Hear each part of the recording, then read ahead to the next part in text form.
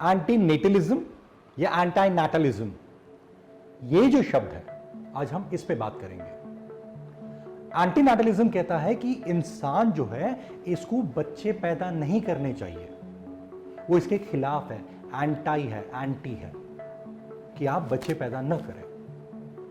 पुराने फिलॉसफीज जो है, ग्रीक फिलॉसफीज, बहुत जगह पे इसका, बुद्धिज्म में भी इसका वर्णन आता है कि आप बच्चे पैदा न करें। पर हम इसको मॉडर्न तरीके से समझते हैं कि कुछ लोग जो कहते हैं कि ये न करें, क्यों कहते हैं? कुछ लोगों का मानना होता है कि बच्चे पैदा करना ये सच में इंसान का सबसे बड़ा अहंकार है, उसके अहंकार की निशानी।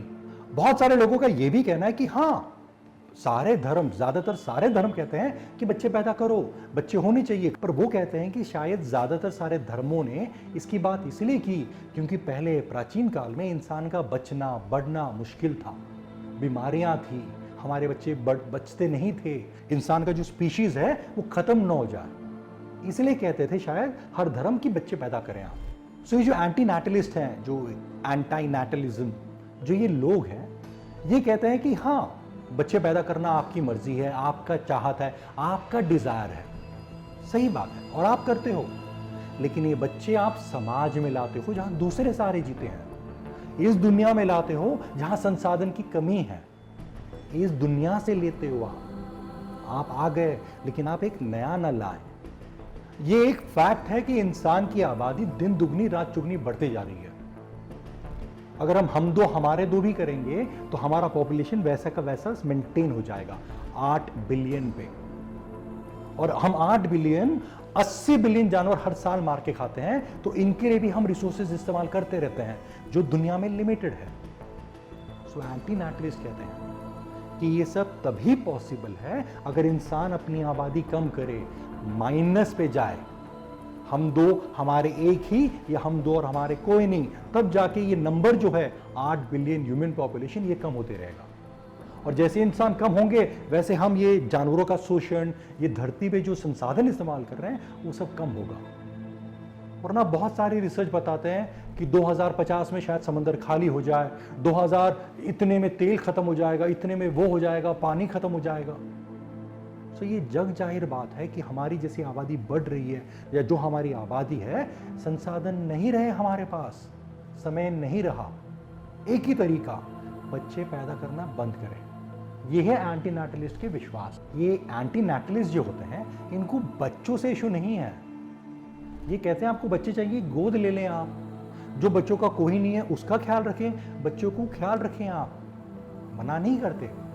पर ये कहते हैं खुद का बच्चा पैदा करना ये अहंकार है। एंटी नाटलिज्म जो फिलॉसफी है उसका ये भी मानना है कि जिंदगी जो है, ये जिंदगी में बहुत सारे दुख हैं, दर्द है, सफरिंग है, पीड़ा है।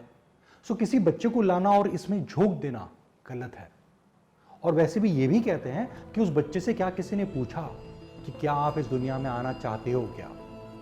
हम उससे पूछते नहीं हैं, उसको बस इस दुनिया में झोंक देते हैं, फिर उसको और कोई चारा नहीं, उसको ये जिंदगी झेलना पड़ता है, किसी और के लिए काम करना, मेहनत करते रहना, तकलीफें झेलते रहना। इसलिए एंटी नाटलिस्ट इस संदर्भ में भी कहता है कि ये गलत है, इसलिए बच्चे पैदा न करें। इसलिए बहुत से लोग जो वीगन हैं, वीगन वो जो कहता है कि ऐसी जिंदगी जिए जहां हम कम से कम नुकसान करें, खासकर पशुओं का, मिनिमम से मिनिमम नुकसान करके जी लें, उसको कहते हैं वीगनिज्म। यही हमारे ऋषि मुनि भी कहते थे कि कम से कम कंदमूल खा के जी लें, थोड़ा सा पानी पी के, पर्यावरण और धरती पे बोझ न बने, कम से कम। वीगन बात कहता है कि आप अपने जीने के लिए, अपने खाने के लिए, अपने पहनने के लिए, अपने इस्तेमाल के लिए कोई भी पशु का नुकसान न करें, उनका शोषण न करें। ये एक कदम और आगे जाके आप कह सकते हैं कि वीगन बात कहता है कि कम से कम नुकसान करें और कम से कम संसाधन, रिसोर्सेस को इस्तेमाल करें। मिनिमलिस्ट होकर जिए अगर हो सके तो। सो मिनिमलिज्म भी एक फिलॉसफी है जो वीगनवाद के साथ करीब आता है, पर सेम नहीं है। सो जो लोग वीगन हैं और कहते हैं कि नहीं, हमें एंटी नाटलिस्ट होना ही चाहिए, सर अगर आपको अच्छा लगे आप बने, पर ये दोनों एक नहीं है। अगर आप वीगन हैं इसका ये मतलब भी नहीं कि आपको मिनिमलिस्ट होना ही चाहिए, कि आप कम से कम संसाधन इस्तेमाल करें और जिएं। लेकिन अगर आपको अच्छा लगे तो बहुत अच्छी बात है, जिए आप वैसे। मैं यहां बैठे बैठे ये नहीं कह रहा कि आपको एंटी नाटलिस्ट बनना ही है या मिनिमलिस्ट बनना ही है, आपकी मर्जी। अगर वो फिलॉसफी आपके दिल को छुए, अगर आप बनना चाहें तो ज़रूर, आपकी मर्जी, पर प्लीज़ वीगन ज़रूर बने।